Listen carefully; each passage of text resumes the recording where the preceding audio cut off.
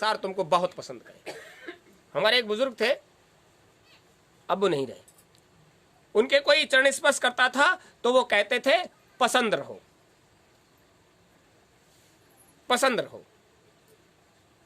उनसे जब पूछा कि आप ऐसे क्यों कहते हो, तो उन्होंने कहा लल्ला, अगर तुम सबकी पसंद रहोगे तो सब तुम्हारी फिक्र करेंगे, सब तुम्हारी व्यवस्था करेंगे। अब जिसकी तुम पसंद नहीं होगे तो देखते ही उसका अंतर जल जाएगा। ये क्यों आ गया? पसंद को ही लोग पसंद करते हैं, ना पसंद को लोग पसंद। इसलिए तुम सबकी पसंद बने रहो तो उनके अंतर में छपे रहोगे। तो हम चाहते हैं कि तुम्हें सब चाहें और तुम सबको चाहो। ये आशीर्वाद आपने कभी पहले किसी से सुना? कभी किसी ने दिया ही नहीं। पूरा संसार तुमसे सुख की कामना करता है, लेकिन तुम्हें सुख देने की इच्छा किसी की। बात यह है कि हमारा जो वास्तविक परिदृश्य है, हम जिसको देख लेते हैं उसी पर विचार करते हैं, उसी का मनन करते हैं, उसी के हिसाब से चलते हैं। महात्माओं का हिसाब कुछ और होता है।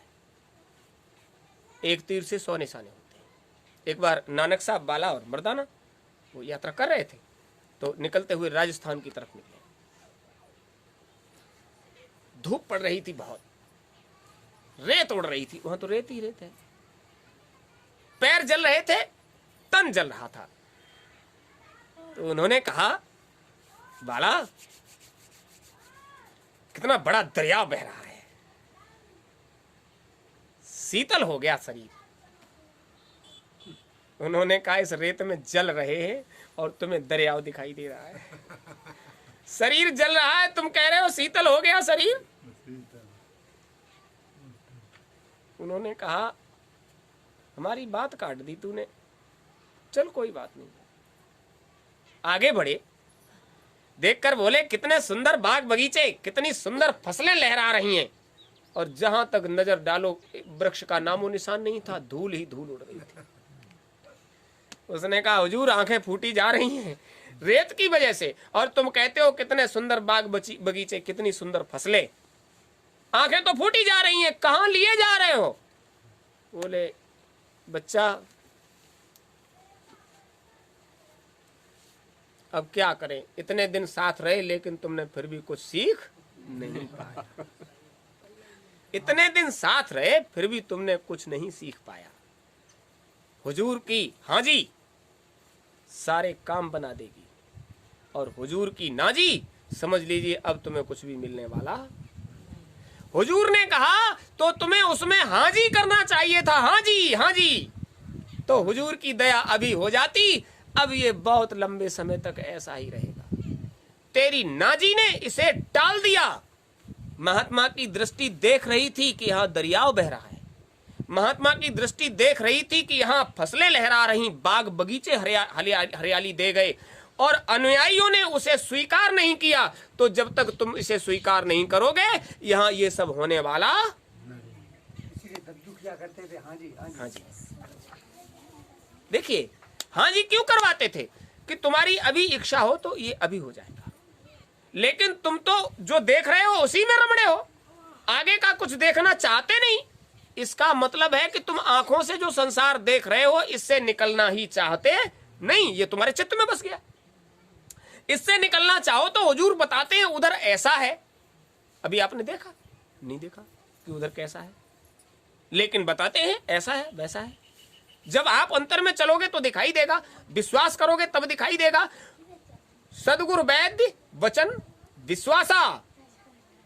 सदगुरु तो वो वैद्य है जिसके वचनों पर विश्वास कर जाओ तो औषधि काम करेगी। वचनों पर विश्वास नहीं किया, हुजूर आंखें फूटी जा रही हैं, शरीर जला जा रहा है, और तुम कहते हो हरियाली है।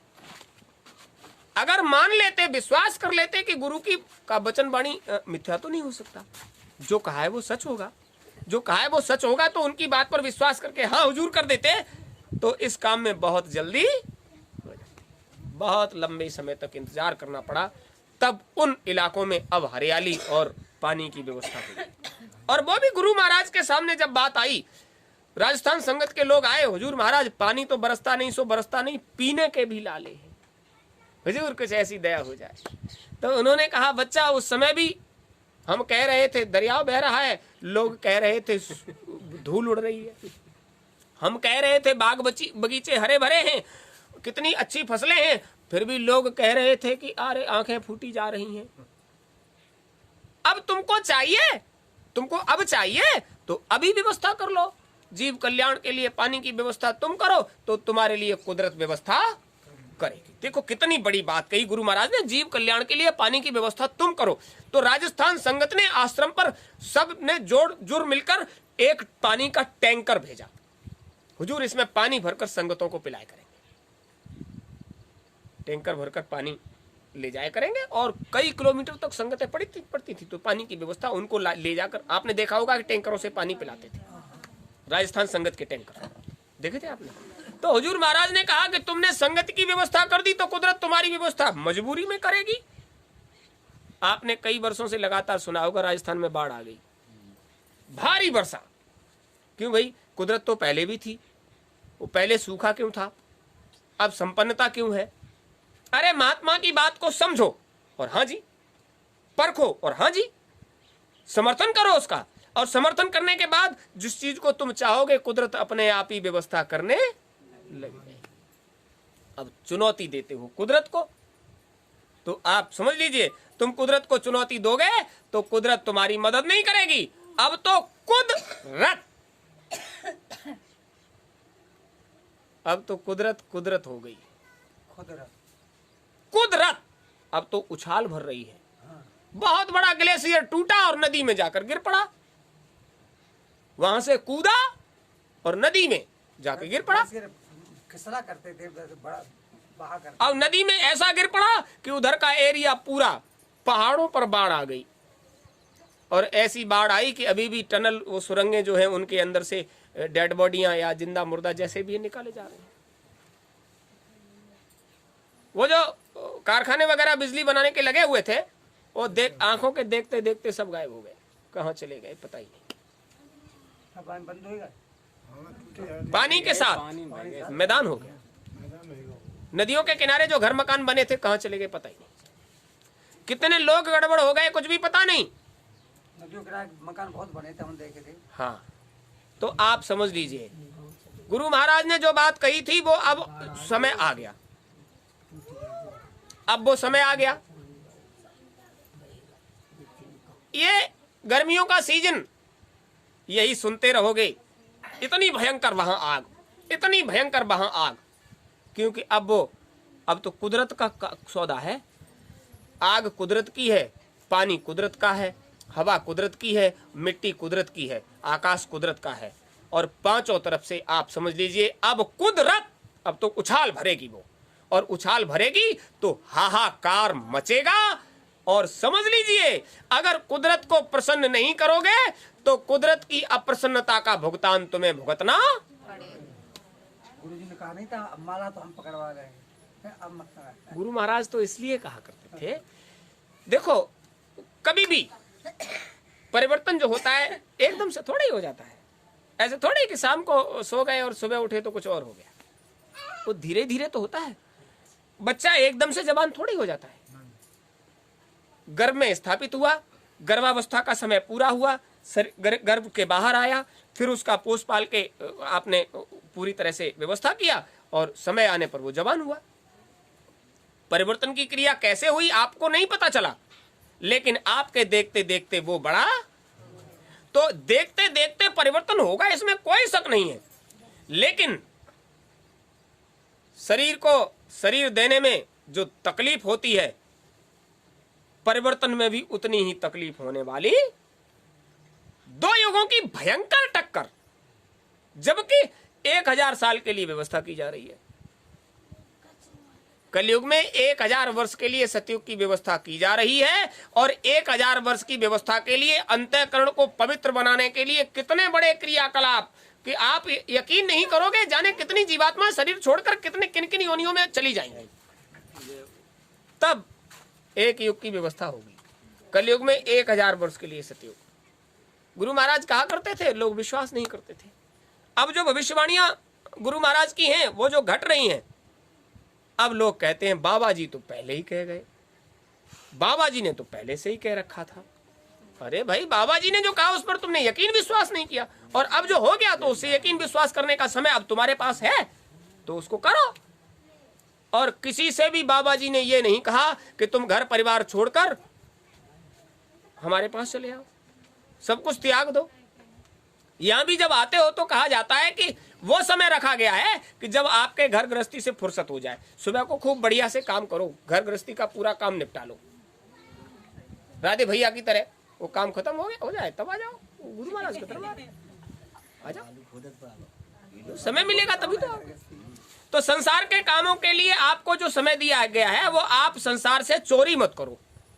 संसार की व्यवस्था का समय है तो उसको करो, और संसार की व्यवस्था के बाद जब तुम्हारा अपना समय हो तो अपने काम में लगा लो उसको। तुम्हारा अपना समय अपने काम में लगाने के लिए चारपाई पर पड़ जाओ, तुम्हारा अपना समय है, साधन भजन में लग जाओ।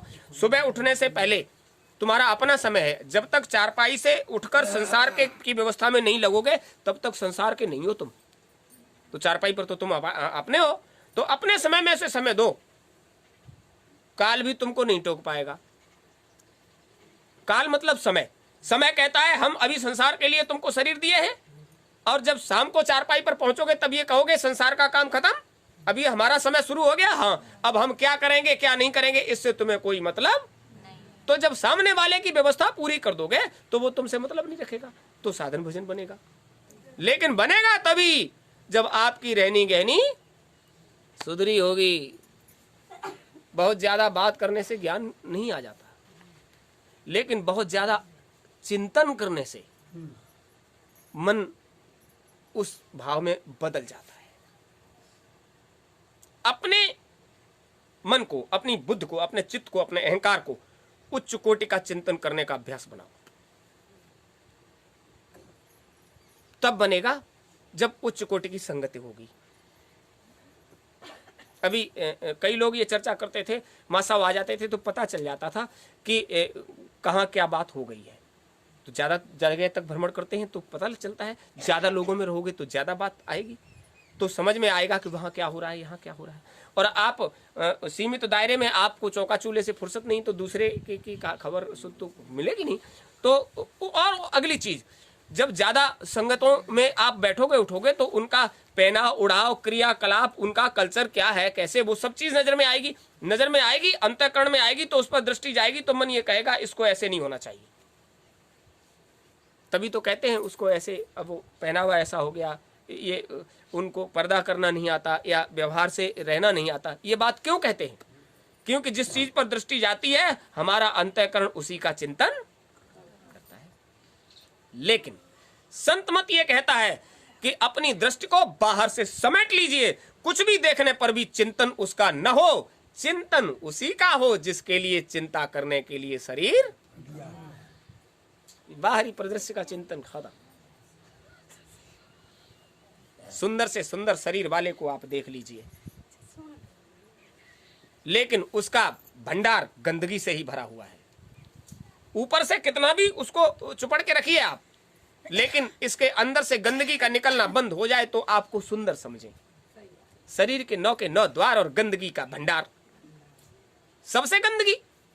उसके बाद विचार करिए, कभी किसी का एक्सीडेंट होते, किसी को चोट लगते देखा है आपने? देखा होगा। और जरा सा भी उसका हाथ पांव कुचल जाए, क्यों भाई? वो हाथ पांव तो वही है, अभी टूट फूट गया है, उसमें क्या हो गया? कुछ तो बेहोश हो जाते हैं देख करके। उसको देख कर ही आपका, अरे वो ऊपर से चुपड़ा हुआ तो ठीक है, और अंदर का निकाल के दिखा दिया तो आपने मुंह पर रख लिया। क्यों? यही तो है सब, यही गंदगी तो है। अरे इसी गंदगी का तो पुतला है ये, और गंदगी का पुतला ऊपर वाले ने इसलिए इसको नक्काशी देकर कर दिया कि इसको लोग अपना लें।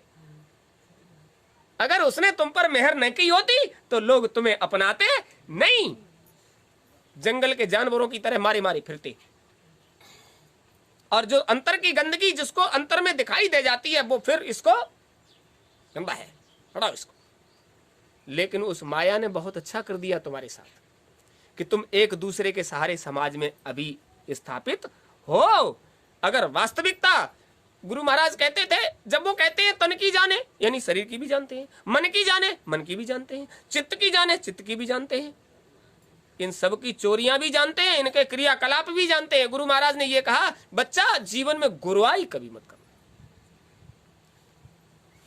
तुम रात के अंधेरे में किसी की हत्या कर रहे हो, रात के अंधेरे में कोई गंदा काम कर रहे हो, लेकिन तुम्ही ने तो सोच लिया रात का अंधेरा है।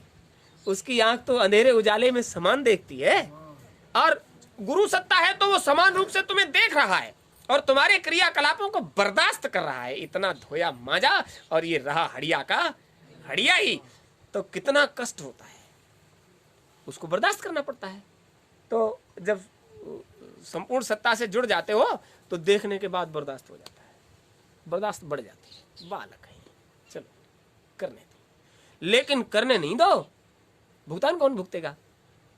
75 पैसे भर तो चलो भुगत लिया, 4 आने भर तुमसे बर्दाश्त नहीं होगा, तुमसे 4 आने भर बर्दाश्त नहीं होगा। गुरु महाराज काफिले में चल रहे थे, घुटने सूज गए।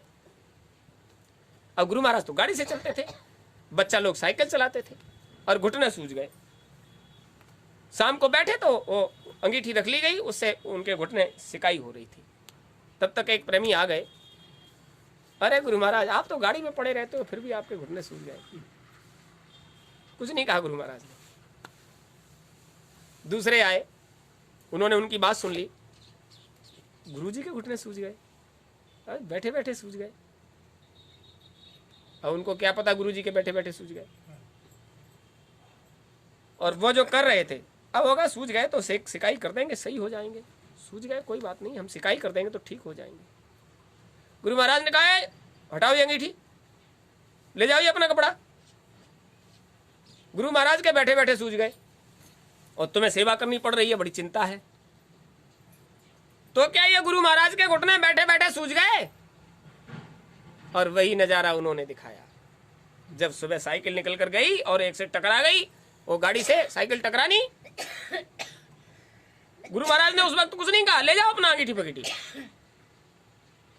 वो टकरा गई साइकिल जब गुरु महाराज की गाड़ी से, तो ड्राइवर ने चाटा मार दिया। ड्राइवर ने चाटा मारा, गुरु महाराज निकल कर बाहर आ गए।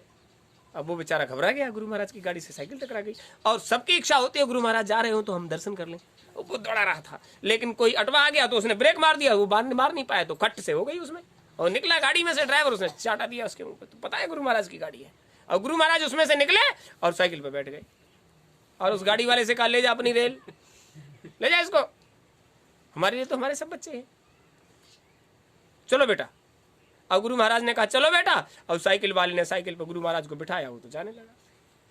गाड़ी खड़ी रह गई, गाड़ी खड़ी रह गई, वो तो साइकिल पे बैठ के चले गए। अब ये बात फोन कर करके बताई गई, अरे ऐसे हो गया, गुरु महाराज नाराज हो गए, साइकिल पे बैठ के और वो चले गए। तो लोगों ने गाड़ियां भगाई और जाकर गुरु महाराज को रोका। और चूंकि साइकिल उधर निकल रही थी, तो गुरु महाराज को जाकर रोका, तो साइकिल के आगे जब गाड़ी लग गई तो वो रुक गया।